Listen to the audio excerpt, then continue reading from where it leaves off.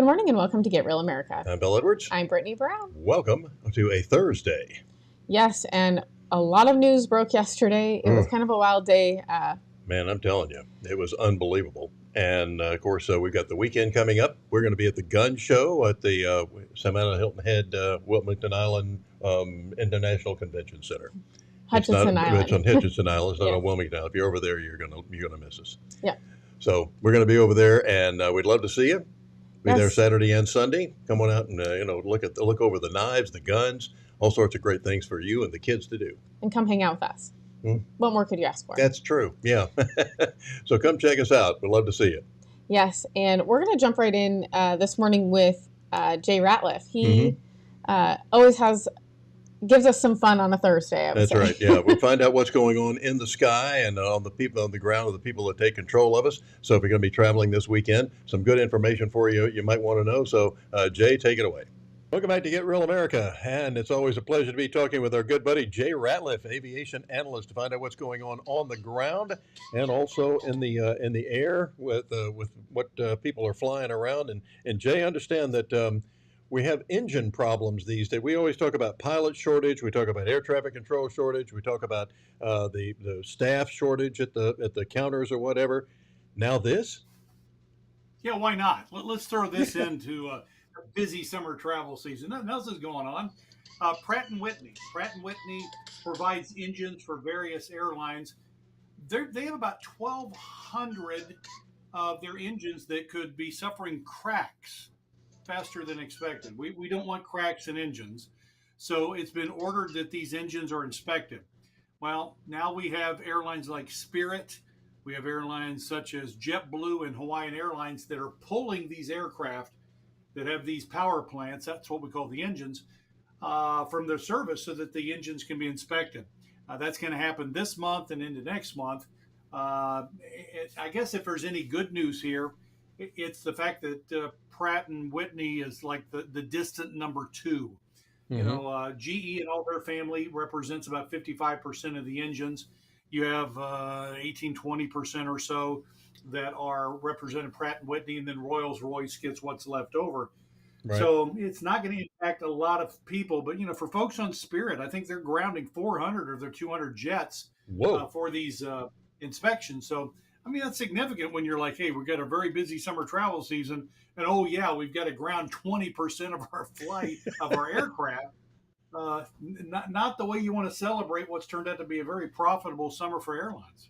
No kidding. I even understand that. I heard some report that said that we're using European repair people. There's a lot of our stuff being repaired overseas.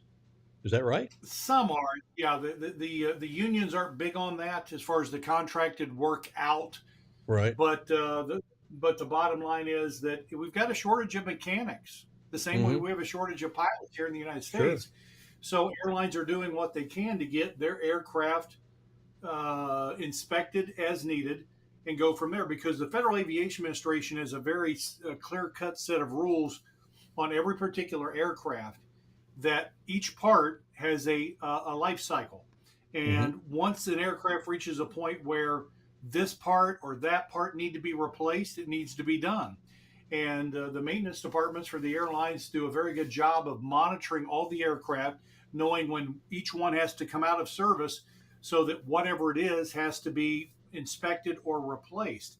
And that's why some people get anxious when they're like, Jay, this aircraft is older than the Pinto I used to drive in the 70s. I'm really scared. Yeah.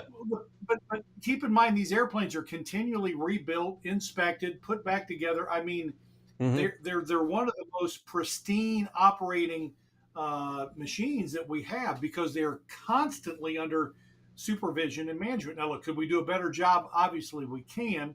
Sometimes we drop the ball. Sometimes airlines let some of that maintenance slip. And when they do, the FAA fines airlines millions and millions and millions of dollars when it happens. So that's why, to make sure that they stay current on that, some airlines will contract some of that minor maintenance out so that they can still keep those aircraft in service. Jay, one of the things I heard one of the commentators say the other day, when people were talking about these people that want to skip out on their student loans is say, we'll forgive your student loan if you will go into a craft, learn to stay. So if we could direct people into air traffic control or into airplane mechanics, show these people how much money you can make and what a rewarding career that would be, we'll forgive your student loans. Yeah, if they're in that job for 5 years or something, I would say absolutely the case. Of course, the problem is that makes far too much sense. It'll never get off the ground. Well, that's true. But I would, sorry for the obvious airline connection there. But the whole point is that, when you're talking about what's best for our country, that's what's best for our country. If I've got a degree in 18th century poetry that's not getting me a job, hello, McFly, of course not. Then what's can't imagine why. Yeah, exactly.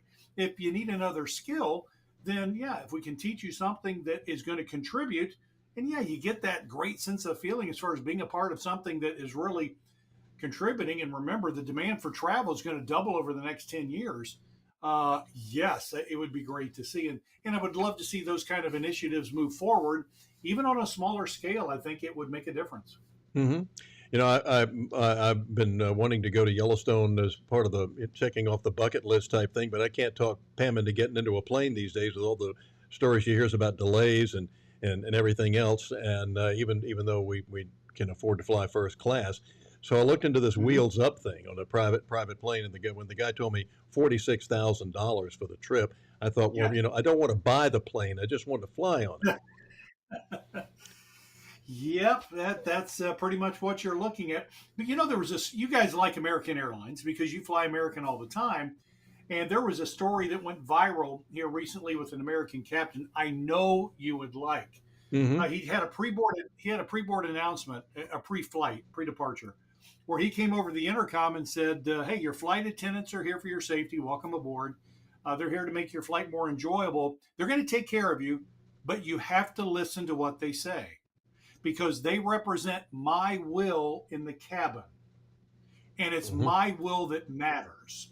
And all of a sudden you hear this hush come across the interior of the cabin. They're like, whoa, this, and some people were a little caught off guard, a little ticked by it. But what the guy was saying was, look, we just want you to be nice to each other, be respectful. And he says, I shouldn't have to say that the same way that I need to remind people that are listening to your music.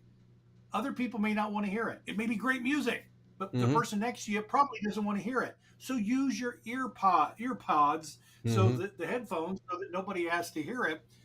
And the last thing he did, which I loved, was he said, look, those of you that are in the middle seats, it stinks. I know it stinks to be there, but guess what? Today's flight, my flight, you own both armrests. Welcome on board. They're yours. So, I mean, it was a great type of thing that, it's not needed. Well, I'm sorry, it is needed. It's a shame that it's needed.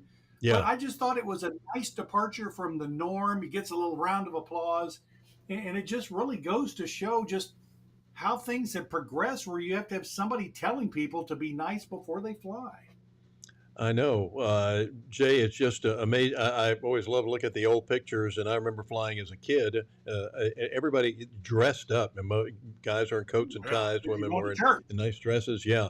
But now they dress like they're going to get on a Greyhound bus. In fact, when I was going on the Greyhound bus, most people didn't dress like that then. Yeah, the last flight Sherry and I were on, there are people that look like they crawled out of bed. They still have their pajamas. They're bringing their pillows, and here we go. So, but if you've got time, I've got another good story for you. Oh yeah, it's the floor is yours. Okay, a lot of Brazilian airlines are one of these. We need to reduce the carbon footprint for airlines because commercial aviation is killing the planet. Yeah, of course it is. So exactly. So what they said was, we're going to allow passengers the privilege of paying a carbon surcharge. In other words, the next time you make your reservation on some of these Brazilian airlines, you can help fight global warming by paying extra, carbon surcharge. And they were convinced, the vast majority of people who are so vocal, so passionate about global warming, that they would be able to collect these funds and then divert them to a global warming charity that would be able to benefit. After a period of time, they had to announce that only like less than 1% of the people were doing it. Nobody was really wanting to pay extra for their carbon footprint. And it's exactly what you and I talked about a year ago when airlines in Europe polled a lot of travelers and said, would you be interested in paying a carbon surcharge in addition to your airfare? Because, of course, flying is bad. And overwhelmingly, people said, oh my gosh, yes, of course we would. What are you talking about? And then when they initiated it, crickets. Surprise, surprise. Nobody wanted to do it. So it's like, it's one way to talk a really good game. And you and I aren't surprised because we recognize the vast majority of these people. It's do what we tell you to do. Don't let us, don't make us do it. We're still going to fly to those global conferences in our private jet, but you better take a bus, those types of things. But yeah, I thought that was, again, very telling when you recognize what all this is about when it comes to these types of programs, which for you and I used to be global warming, acid rain, all the things that were going to kill us long before it was going to take place. And we were never going to see 35. And, you and I passed 35 and here we are. And, 20 years ago, the global ice, the glaciers were going to melt before 10 years had passed. And it just blows my mind that people don't stop and say, wait a minute, these things aren't coming to pass. And yet we're spending bazillions of dollars on the crisis after crisis. And they don't recognize what's being done to them. People develop these crisis situations to collect money and power, and we keep allowing them to do it, absent a real firm rebuttal. That's as dumb as the KLM people that were telling people that maybe you want to drive instead. Do you really need to fly? That was people classic. Don't believe us when we talk about that, but go to YouTube. It's called the Fly Responsibly campaign. It's right. If I'm KLM, I take that off because it looks so stupid. But somebody in that company, and they've been around for 100 years, actually spent money trying to convince frequent flyers not to fly, to take a train, to maybe postpone the trip. Maybe a phone call would do it. I just wish for a month everybody would have taken their advice and nobody showed up to fly. I guarantee you KLM would be, folks, please come back. We have more fuel efficient engines now. It's not as bad on the planet. It's dumb. The idea that you can have a group of people that push your corporation into a position where you're advertising people not to use your product or service, it's beyond asinine. It really is. All right. Jay, we appreciate it. Safe travels for you, and we'll look forward to your next episode. You can't make this stuff up. I'll try to bring a little more passion to the discussion next week, my friend. Please do. All right. Thanks, Jay. All righty. We'll be right back.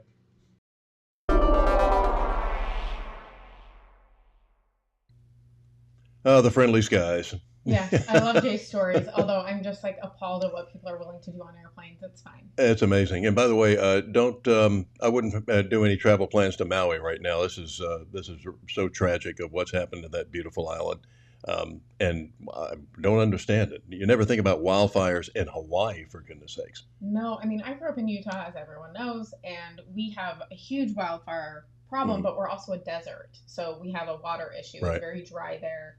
Especially in the months of August, we do get lightning storms. So we have a lot of fires that we end up dealing with for the month of August and September. But in a place like Hawaii, you just don't see, you don't really think about it because it's a wetter climate. It's beautiful. It's tropical. So kind of interesting that they've had such a hard time getting this fire in Maui under control. And so most of the buildings there are wood. They're going to be, they said most of the people in this village that's been on fire is becoming homeless. Yeah, so, it's not good, Bill. Not good at all. It's not. But we have some news on the horizon about what to do about your finances and what to invest or how to invest. And Travis Chance of CFG Wealth Management is standing by. We'll talk to him next.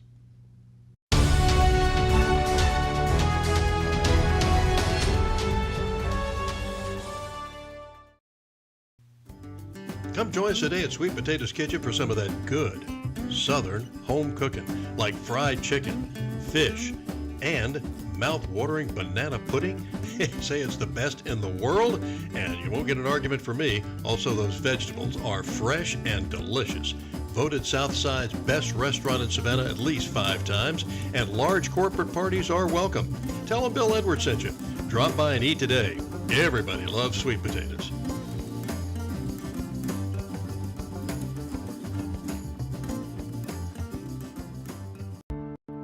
serving the Savannah area with the power of the Shield since 1934, with personal insurance, employee benefits, and business insurance, with integrity, security, and trust.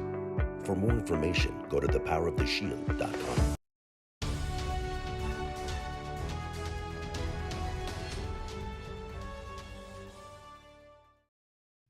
Welcome back to Get Real America. And it's a pleasure to have our good buddy Travis Chance with us once again, CFG Wealth Management, find out what's going on financially and to give you some ideas on what you can do to invest your money and attend some of his seminars on and see if you like what he has to say. And Travis, welcome back. We had this a dip in the market this past week, and then all of a sudden we had a huge day of recovery. Yes, sir. Yes, sir. It's there is a phrase that we do hear from time to time called the summer swoon, if you will. And I don't know if all the brokers go on vacation or why that actually came to being, but you do tend to, and we talked about this a few months back for our listeners or for your listeners that were on that podcast. A lot of times you do see they coin the phrase "sell in May and go away," summer swoon, etc. Usually July is a pretty good month. It was. August tends to kind of lag a little bit. And then, of course, we usually start gearing up fall and into the Q4 of the end or toward the end of the year. So I think it's got a lot to do, the dip, with I don't want to say exhaustion, but getting to the point of seeing markets go up 13 out of 14 days for the Dow, at one stretch. I think it was a lot of that was just kind of, okay, we got to pause, and then you've got the Treasury introducing their offerings, issuing new Treasury, issuing new debt so that they can pay the bills. A lot of that kind of coincided at one time, and that's, I think, what's led to this. But I agree with my friend Tom Lee. Never met him, but I follow him and read him and feel like I know him. Tom Lee from Fundstrat. I think this is probably a small dip, and you'll start to see the market recover. But there again, there's always something lurking out there. If nothing pops up, I think we're pushing forward to a strong end of the year. But we'll see what happens. That never underestimate the federal government's ability to overestimate their ability and impact on the market. Boy, that's the truth. It's always amazing to me how we can't leave well enough alone, and we've talked about this with the interest rates being going up incrementally as well from the Fed. Right. Yeah, and Bill, and once again, I don't get a call from Jay Powell. He doesn't ask me before he raises rates. I don't know why. I don't know why, because a little common sense would probably go a long way. But I think they've got to be close to being done. I know I've said that multiple times, and I've gotten egg on my face every time. But we're within 1% or shouting distance of their target. We tend to digest the rate hike 6-9 months after the fact. So, I mean, we've got a lot of fat to chew between now and getting all of these digested that have already taken place. I really feel like they could go neutral at this point and probably coast into their 2% target. Now, whether they overshoot and tighten something to the point of breaking, that's debatable, and we'll see what happens. But I really think if they were to slack off and to allow us to just digest what we've got on our plate, I don't think the market goes into recession. I don't think the economy goes in recession, and I think we don't even get a soft landing. Good to hear. Travis, one of the things that I think we talk about is when people start investing. And sometimes as a young person, I don't know how what's maybe the youngest person you've talked to that said this. It seems like retirement and saving for retirement is decades away, and just like I've got plenty of time to do this. What do you advise to them? So, from obviously two perspectives. One, I am now middle aged, and I can tell you this: if I had one thing I could do in my life to go over, I would have started investing in a Roth IRA when I was in college and I was wasting money doing what college kids do. I would have started a Roth IRA when I was 18, 19, 20 years old and started letting that continue to grow tax free. The problem is, Bill, you and I both know, uh, instant gratification is the world we live in. Mm-hmm. Sometimes it's so far away that we don't even have an idea. Not only can we not see the light at the end of the tunnel, but we don't even know we're in a tunnel. Where it's so far away, it's just ridiculous. So Yeah.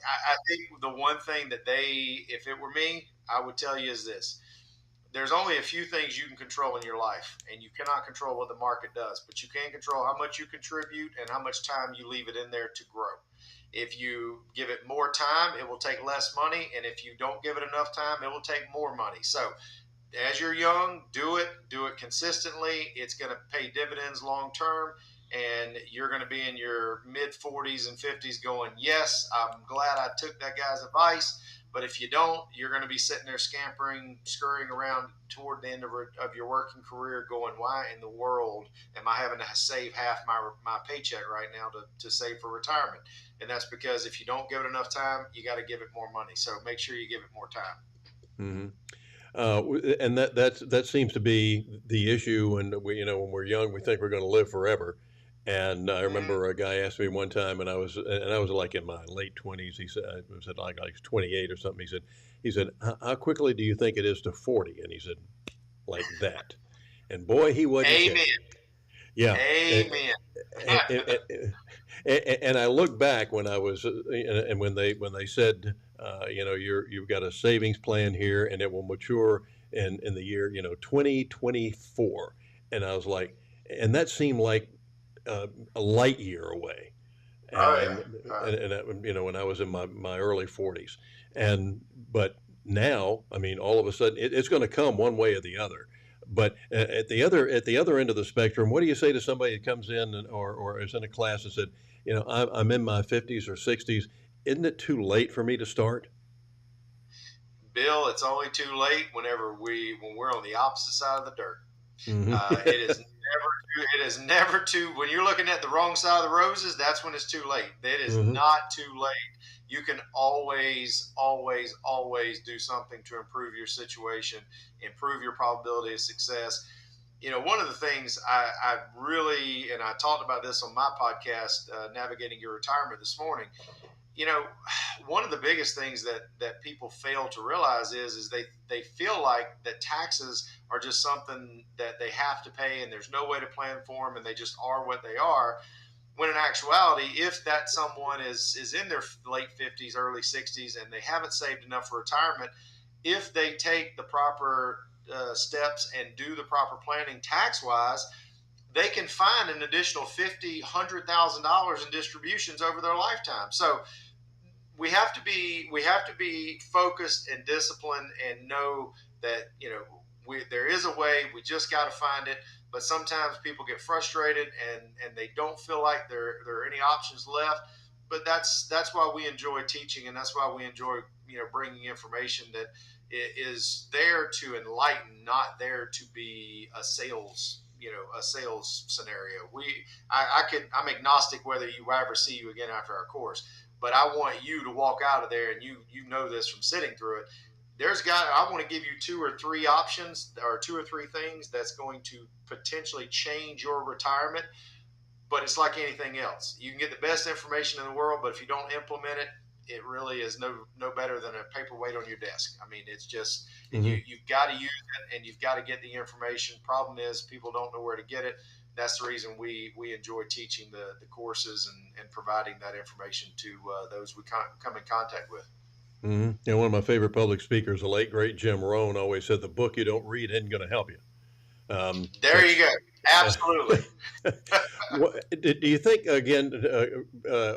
We criticize the public school system, and I think school systems in general, all the way across, that we don't teach this. Travis, are you ever asked to come in to talk to high school kids or anything about financing? I mean, we teach a lot of other crap that is totally unnecessary and is not going to You help know, us in life.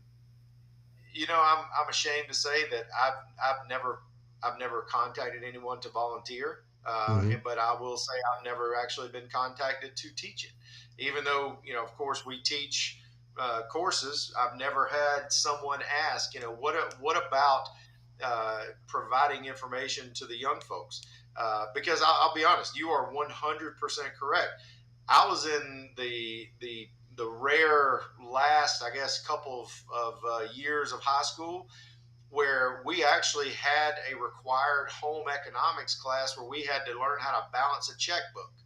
Hmm. People don't know what that is anymore. They're like, a checkbook. I just go on my app and I check my balance. And if I got money, I spend it. And if I don't, I don't. I mean, I can literally remember getting critiqued on check register and, making sure that everything was documented and, detailed. So you and we grew up in a different time. The age that we live in today, much different. But I do think that it would benefit the young people. But unfortunately, that's just not something that's given a lot of emphasis in today's environment. Yeah, you might want to check in Statesboro High or Bullock Academy or whatever, and say, I'm available for. They have those, pro day, what the days where they, go to work, job fair type things, where kids go to Right. different classes to learn about a particular profession or Look, something. Bill, you know my personality. I'm already teaching my 9, 8, and 5 year old about money.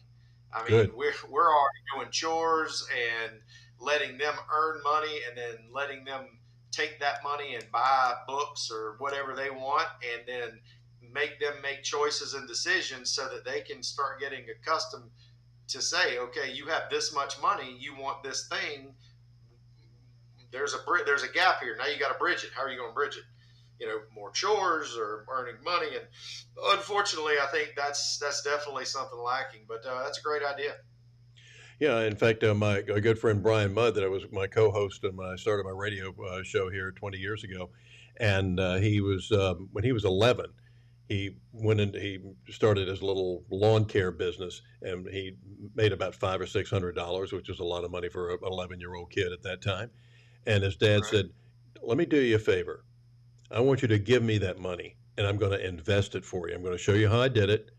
And he said, "If we haven't doubled your money by Christmas, you have it all. You can have it all back." And he did. I said, like tripled or quadrupled, and Brian's eyes just turned into saucers, and he started learning. And he's a brilliant investor now. I mean, he was making money in the stock market when everybody else was losing. For the most part, and it all started by just somebody showing him, look, instead of spending this money on bubble gum, an Mm-hmm. airplane, paper airplanes or something, let me show you what it can do to work for you. Right. And but Bill, isn't that whether we're 8 or 80, isn't Hmm. that really kind of the thing that a lot of us miss? Is sometimes we look at things and we make them more complicated than they need to be, and by having someone like his dad show him how to do it a better way, it helped him improve his life Hmm. exponentially, and Yeah. for the remainder of his life he will benefit from that knowledge. The problem is, if he never sat down with him when he was that age, he never would have gotten to that point. And a lot of times people don't sit down with a retirement professional or with a financial advisor or planner, and they don't get the information, so they don't know how they can do the same thing he did. And Hmm. that's why I say it's retirement is a choice. We want to retire by design, not by default, because usually if you retire by default, the one who usually profits the most is going to be Uncle Sam. You're going to be second, and your kids and grandkids are going to be third. We want to make that the opposite. We want to make them number three, you number one, kids number two, IRS number three. But sometimes we don't know what we don't know, and sometimes what we don't know actually can hurt us. Well, and that's the important thing, that people don't know how much they're going to need when they retire, and to get this big a nest egg as possible. As one of our listeners, viewers, called in and emailed in this morning, said, I went to the store to buy like a case of cat food that 3 years ago cost me $8. Today it cost me 13. Mm-hmm. Mm-hmm. Absolutely. You think about retirement and just in overall day to day living. Think about the fact that most people, whenever they get to that retirement planning process, sometimes they underestimate what they're going to need. And by the time they actually, with inflation, with cost of goods and services today versus what they anticipated, they could have been under the assumption, Bill, that they had saved too much, and all of a sudden too much becomes too little, and then you have to make decisions accordingly. So yeah, I completely understand. And unfortunately with inflation, the problem with inflation is unless we get a really bad economic condition where we have deflation, we're never going to see that $13 become $8 again. So we have to get ready and spend on the new norm. And a lot of times if you're in retirement, especially, and you don't understand or know how that's going to impact you by the additional need of income, sometimes that can be your downfall, and you don't know it until it's too late. So that's why we encourage, know what you're doing, meet regularly, make sure everything's on course. Much easier to course correct in a 3-month period than it is waiting 3 years or 5 years or something, and then all of a sudden there's no backing up. You can't change. It's there. So yeah, I sympathize. I'd see it every day. Well, let's get rid of the myths and tell people that they can save money and avoid excess taxation because it's in the law. I had a friend of mine that was doing one of these seminars and said, I didn't write this. This is from the IRS. This is what you can do to protect your money. And so, how do they come to get to one of your seminars or come see you in person? Absolutely, Bill.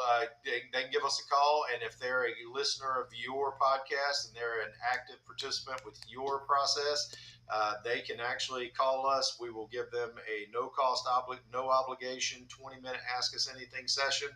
But if they would like an appointment, call us at 877-269-0839 or visit us on the web at chancefinancialgroup.com. Go to our events page, and they can look on how to sign up for one of our upcoming courses. Travis, keep up the great work. We'll talk to you again next week. Thank you, pal. Thanks, Bill. Have a good one. See you next too. week. We'll be right back.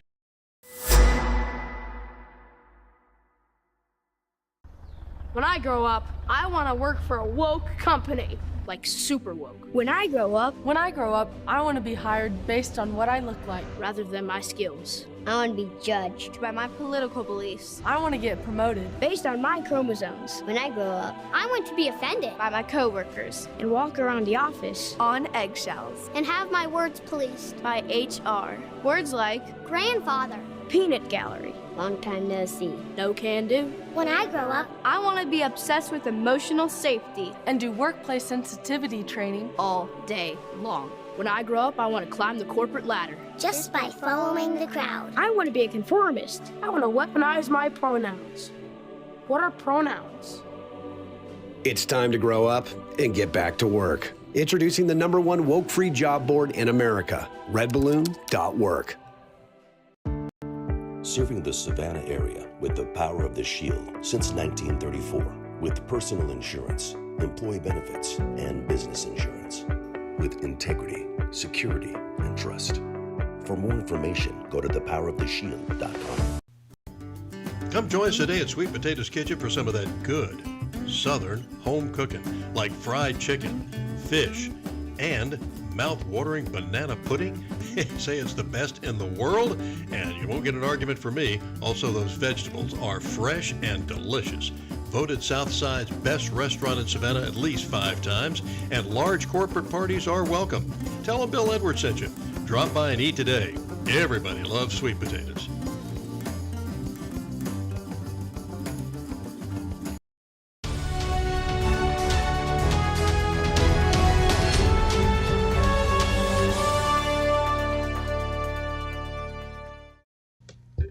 Welcome back to Get Real America. I'm Bill Edwards. I'm Brittany Brown. Happy Thursday. I'm going to be seeing you at the gun and knife show this weekend at the Savannah International Trade and Convention Center. Yes, and Steve Stanton's with us this morning, and in his remarks about Travis Chance's opinion on the stock market, he said they're not going to let the market totally tank during an election year. You're absolutely right. Although they are not pivoting as quickly as I thought they would on certain things because we are in election year. I mean, I feel like election season is 24 hours a day, 7 days a week, 365 now. We don't ever get a break from it.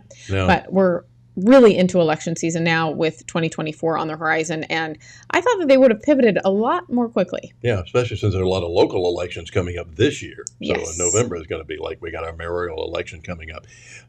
Where are the environmentalists that have been telling us that these windmills are the answer to all of our economic and electronic problems and helping out the grid, especially if they want to put these windmills offshore here? Well, up in New Jersey, things are not going well, and they're just surveying right now what we're seeing. Have you heard about the dead whales? Seen the dead whales that are hello there, washing up. Yeah, that's it. Yes, washing up on the beach. A lot of people that's haven't. So sad. And there have been a bunch of them, and we always talk about how we're saving the whales and everything. Had the opportunity to talk with Congressman Jeff Van Drew, Republican. He's the guy that, Brittany, that switched from the Democrat Party to the Republican Party about 2 or 3 years ago because he said, I'm sick of this garbage. I can't stay with this party anymore. Good for him for having some integrity. Yes, sir. And I asked him about, how we're going to solve this problem and talk to him about just exactly what we're going to do going forward. Welcome back to Get Real America. And it's an honor and a pleasure to have Congressman Jeff Van Drew from New Jersey on with us. And you might be wondering why. Congressman Van Drew, first of all, welcome. And we share an East Coast shoreline together. And we've got some environmental issues that I think we need to discuss this afternoon and some more. It's good to be with you, and I appreciate the opportunity. Well, we've had all of a sudden these whales start washing up on your Jersey shore a few months back, starting, I think, just before Christmas or something. And, we see these things once in a while, but all of a sudden you had like 7, 8. I think the last count was something like, did I see 23? Oh, it's more than that at this point. Yes, I don't have the exact count because remember, a good number of them die out in the ocean and don't even get washed ashore. So I know from fishermen friends of mine, which I have a good number of them, that they've encountered whales and dolphins dead literally out in the ocean as well. I think we're pretty much around the number 30 right now, at least. Wow. And, it's a real issue. And remember, they have these wind turbines haven't even been installed yet. All they were doing was the sonar and the excavation to look underneath the ocean floor to see, where they were going to put them, and it already caused this much harm. It was almost biblical in nature, to be honest with you, because I've been speaking about this for a while. Originally I thought, maybe these are a good idea. Wind turbines turning, creating energy. It might be good and even make America more self-sufficient. Absolutely not. Once you investigate and look what it's all about, there is absolutely nothing good about these wind turbines. And when the whales came ashore and the dolphins died and the whales died, I had a feeling that I've never been in favor of these windmills. I think they're a blight on the landscape. They're way too expensive, and they only work when the wind's blowing. Absolutely. And you know what? There was problems in Europe and the United Kingdom. They had a prolonged period, and when the wind wasn't blowing, they had to revert. They had brownouts, they had blackouts, they had to revert to using coal because they weren't. They are very expensive, and you're absolutely right. Here's the issue with them.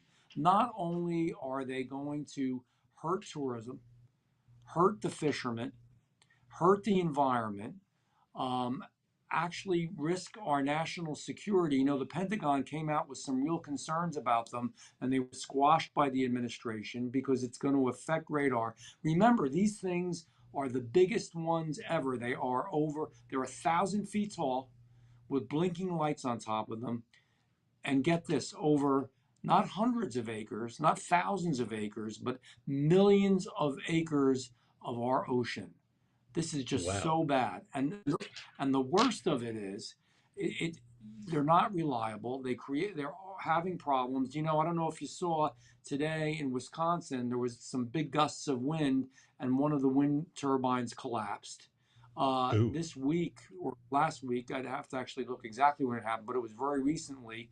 A windmill actually in Germany also collapsed. They haven't been hurricane tested. We don't even know because they don't get hurricanes. They get bad storms, but they don't get hurricanes out in Europe. We get, especially in New Jersey, we can get some good hurricanes. We could even get a class 3 hurricane. These things aren't going to hold up.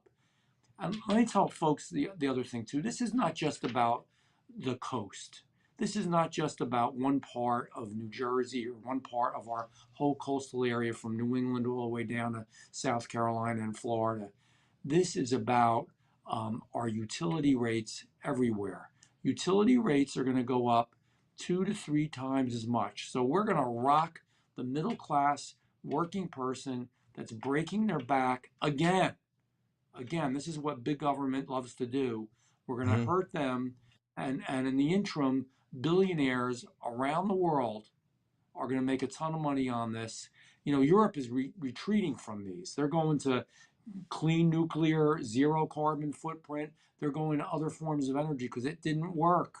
And it's going to be really problematic. And by the way, after 15 years, all they do is cut them off and leave all the structures there. They don't even know what they're going to do with the blades. They say, we'll figure it out as we go along. Oh, great. Well, it sounds like the Dalai Lama's dream when he said that prices or energy are naturally going to have to go up. Mr. Congressman, is it too late to stop this project since they haven't started constructing them? Can we convince people? Because Governor Murphy doesn't seem to be that concerned about it. Said it's got nothing to do with the windmills. Well, he's just wrong. And quite frankly, I'm so angry at him. I mean, my God, why would you do this to one of the, people don't know around the country, the Jersey Shore, the southern New Jersey. I'm from South Jersey, and the southern half of New Jersey is gorgeous. We have big farms. We have Salem County. We have a beautiful coast. We have some of the best beaches literally in the world, and literally that he would destroy. Real quick, you know what the top 3 industries are in New Jersey? Farm is number 1. Number 2 is tourism. Number 3 is fishing. And even the company itself, the wind turbine company, Ørsted admitted, they said this is their own, they produce this information, which we know it's going to be much worse because this is what they said. They said it will reduce tourism in South Jersey, just in one county, in Cape May County, by over $1 billion, $1.1 billion, or 15%. So people are going to actually lose jobs. They're going to lose businesses. It's going to hurt the environment and the beauty of our coastal communities, and everybody's rates are going to go up. So whether you're in another state, whether you're in North Jersey, they're going to put these things everywhere. Everybody's going to pay more for utilities, but that's what they want. They want people to pay more. It's a shame, but it's really true.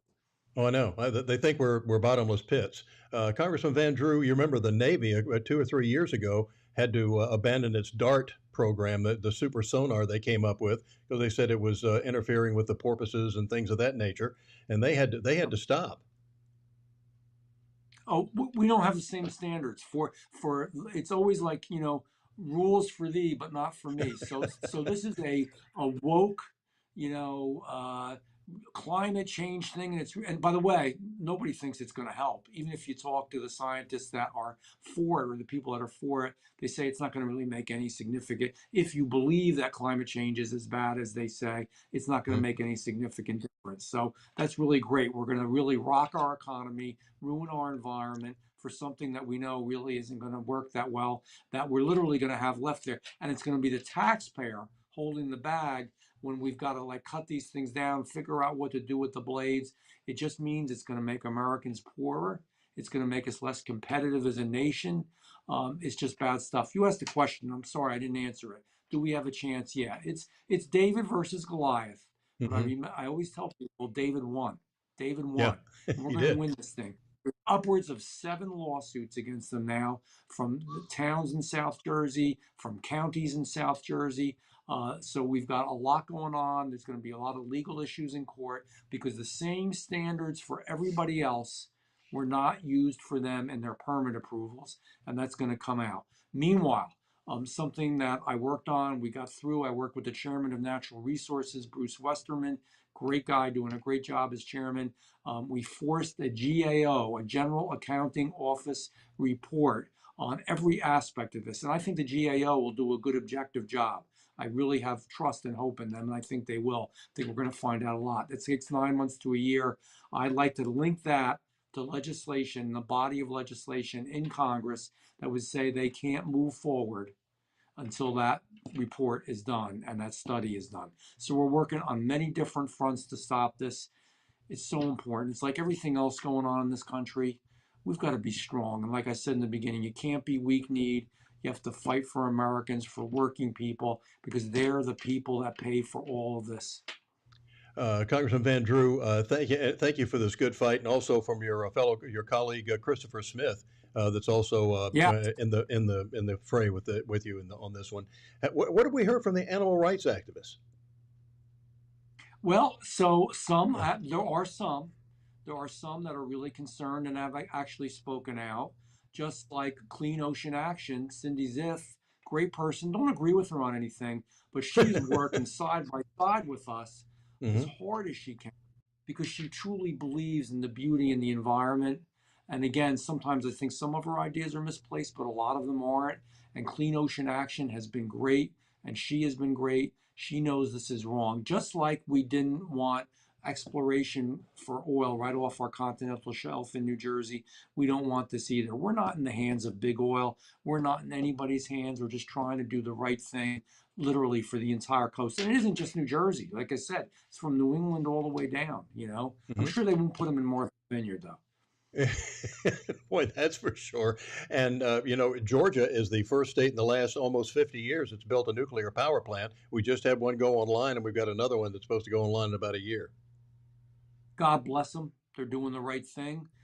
We have the ability to be completely energy independent. Not only that, we're purposely making ourselves dependent on other countries. It's unbelievable. I've never seen anything like it. We're purposely making ourselves weaker. And by the way, that's something I didn't even bring up. We're going to now say we're dependent upon foreign countries for our energy in the United States. Is that a good idea? What I think is I want a strong United States. I want the United States of America to be the #1 country in the world, produce all our energy, even export energy, and control what's happening. We can be, and the president just today, by the way, signed this proclamation that says we can't go after our uranium out there in New Mexico or Arizona or something. So we're going to be dependent on foreigners for that too. This president is on a kamikaze mission to destroy this nation. I've never seen anything like it. You couldn't make this stuff up. If I told you 10 years ago that we would be where we are on a host of issues, this is just one issue. They all blend together. And you know what? All these issues, everything that's going on, the corruption in the FBI, all the other things that are going on, all those things that I see in the Judiciary Committee, which I sit on, everything, if you really think about this tonight, everything is to make the United States of America a weaker and more dependent country. And when they had that economic summit recently, all the internationals were there. They said, and there was one person speaking, it was like from a James Bond movie with a thick accent, and he was standing up there. He said, "We are going to have a new world order." I don't want a new world order. The world order that I see is America is the best country in the world. America is #1.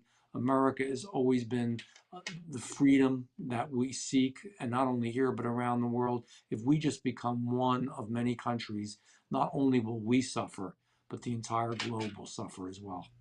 And Congressman Van Drew, as we let you go, you come from a medical background to a degree, and I think what we're worried about what's happening to our kids here with all this transgender stuff and all. I don't know what's happened to our medical profession. It makes me sick. We are mutilating our children. It is the greatest crime of all. The generations that will be in the future, what's being done to them, what they're forced to be taught in schools now. Parents are losing their rights. What does that sound like? The government has the right, but the parents don't. I think that's called communism and socialism. That's not American. And that's what's going on. We're destroying our children by what we're teaching them and what we're not teaching them. We're not teaching them of the greatness of the United States of America. It breaks my heart. There are times, and I really mean this, I'm not being melodramatic here, when I'm done with a full day and I lay in bed and I think what's happening to this country, and it makes me sick. We have to bring America back. Well, we do indeed. And Congressman Van Drew, thanks so much for your time. Let's stay in touch. And from the home of the fastest growing port in America and the 1st Ranger Battalion, a big salute to you, sir. God bless. Thanks for being with us. Thank you. I appreciate you. Keep going. Yes, sir. God bless. All right. Take care. We'll be right back.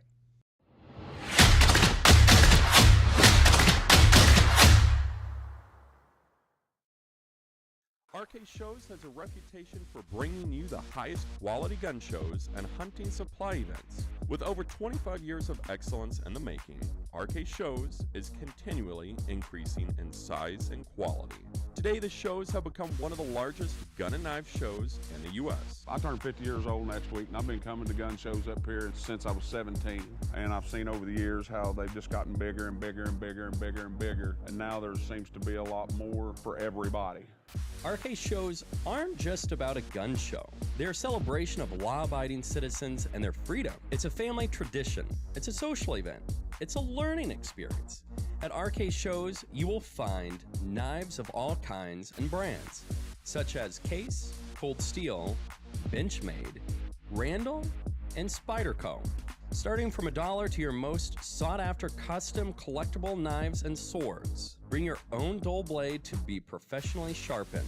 Many collector experts and their items are also bought, sold, and traded at the shows. Militaria collectibles from pre-Civil War to the present. Gold, silver, rare and modern coins, antique weapons, even cowboy collectibles. Each and every show has something different, from hunting and survival items to clothing and jewelry. But the one thing that you are promised to see is guns. Lots of guns. You'll see hundreds of vendors buying, selling, and trading rifles, shotguns, handguns, tactical weapons, and yes, background checks are required. Serving the Savannah area with the power of the Shield since 1934. With personal insurance, employee benefits, and business insurance. With integrity, security, and trust. For more information, go to thepoweroftheshield.com. Come join us today at Sweet Potatoes Kitchen for some of that good Southern home cooking, like fried chicken, fish, and mouth-watering banana pudding. Say it's the best in the world, and you won't get an argument from me. Also, those vegetables are fresh and delicious. Voted Southside's best restaurant in Savannah at least 5 times, and large corporate parties are welcome. Tell them Bill Edwards sent you. Drop by and eat today. Everybody loves sweet potatoes.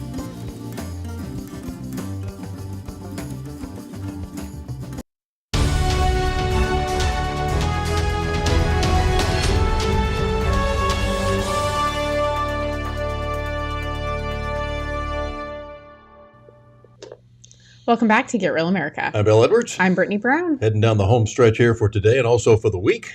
Yes, and what a great interview with Congressman Van Drew.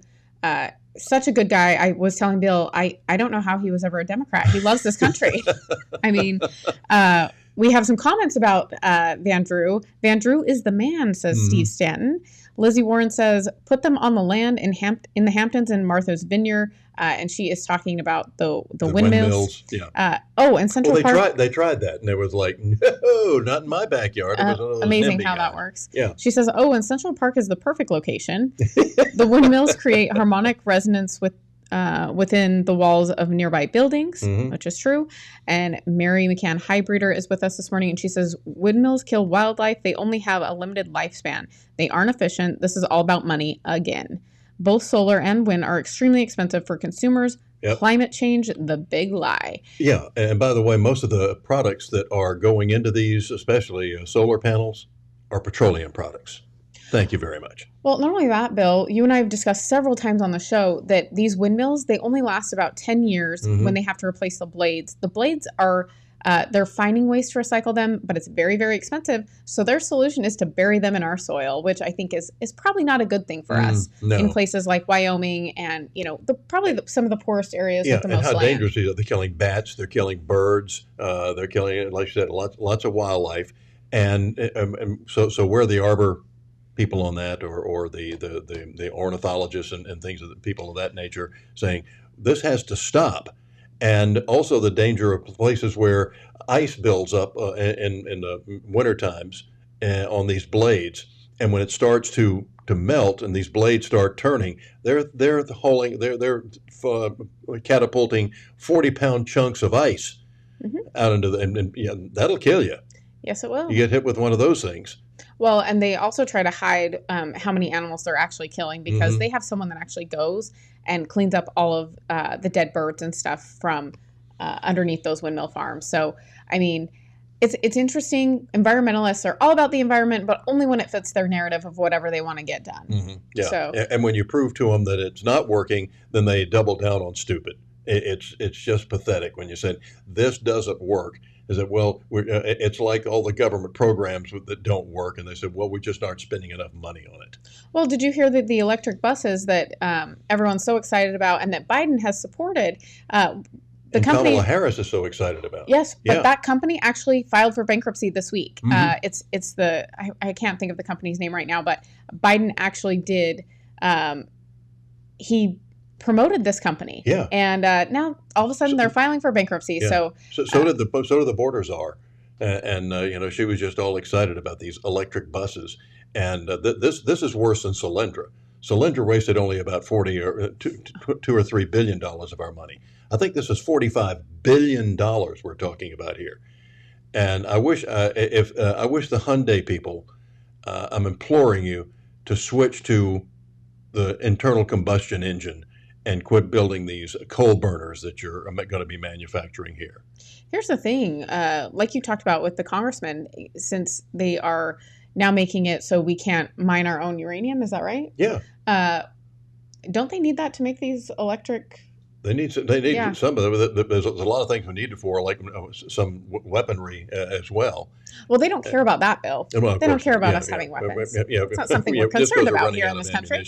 Yeah, that's not a big deal. No, they're concerned about these electric cars, and well, cobalt is one of them. We could that's been banned here, mining for it here too. We'd rather see the slave labor over in Africa take care of that. Well, and I will say, like in Utah, we have mines, and when Obama was the president, they started shutting all of these mines down, and it killed the economy in these small little towns. And it's like really sad to go through them because that was their industry. So they haven't really recovered from that. And it's just really sad to see the shape it's left these towns in. Well, it was the same thing in West Virginia. There was a story that Brett Baer did years ago of this young man who was working in a coal mine and was bringing home like $6,000 a month.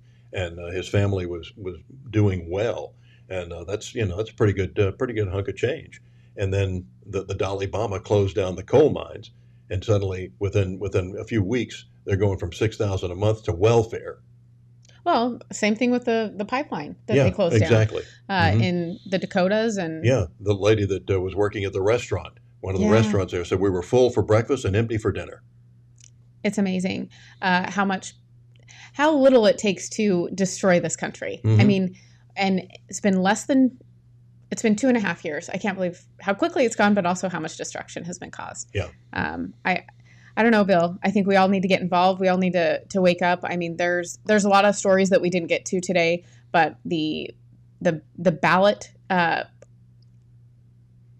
thing in Michigan, where we're now finding out that there actually is a key player here.